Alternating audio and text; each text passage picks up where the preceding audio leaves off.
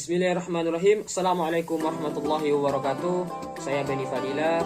Di video kali ini insyaallah saya akan menjelaskan tentang konsep penawaran dan permintaan dalam perspektif ekonomi Islam. Dalam kegiatan ekonomi ada yang berperan menentukan tingkat harga, yaitu mekanisme pasar. Nah, mekanisme pasar ini terdiri dari penawaran dan juga permintaan.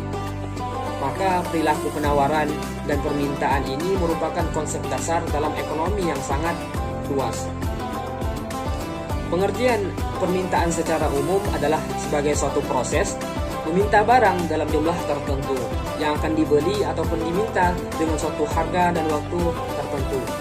Sedangkan pengertian permintaan dalam perspektif ekonomi Islam adalah membahas permintaan itu tentang barang halal dan haram.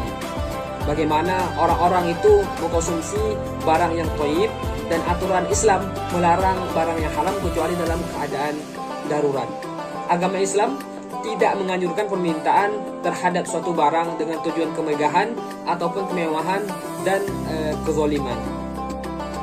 Nah, adapun konsep permintaan dalam perspektif Islam, yang pertama itu bagaimana dalam permintaan itu menilai suatu komoditi tidak semua bisa dikonsumsi.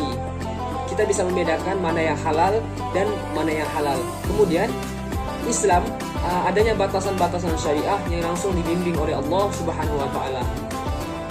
Permintaan dalam Islam ini menganjurkan tingkat kebutuhan pada suatu barang, bukan berdasarkan kepuasan pada suatu barang.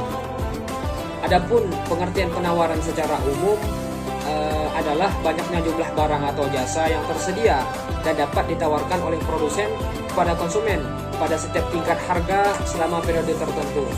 Nah, sedangkan penawaran dalam Islam harus memperhatikan bahwa bumi ini dijadikan oleh Allah, diperuntukkan kepada manusia untuk sama-sama berbagi. Nah, dalam ekonomi Islam ini di penawaran ada 4 aktivitas ekonomi. Yang pertama ada goror, kemudian masyir, riba, dan mafsadah. Adapun konsep penawaran di dalam perspektif ekonomi Islam, itu yang pertama barang dan jasa diproduksi kebutuhannya ataupun tujuannya sesuai syariah. Kemudian yang kedua, penawaran dalam Islam ini meliputi moral dan nilai-nilai agama yang seimbang. Nah, kemudian setelah kita membahas materi antara penawaran dan permintaan dalam perspektif ekonomi Islam, dapat ditarik kesimpulan bahwa dua konsep ini merupakan hal mendasar dalam kegiatan ekonomi yang sangat luas, di mana manusia membicarakan nilai-nilai ekonomi yang sama dan adil bagi umatnya untuk mengarahkan mereka ke kehidupan ekonomi yang seimbang. Baik, itu mungkin video yang dapat saya sampaikan.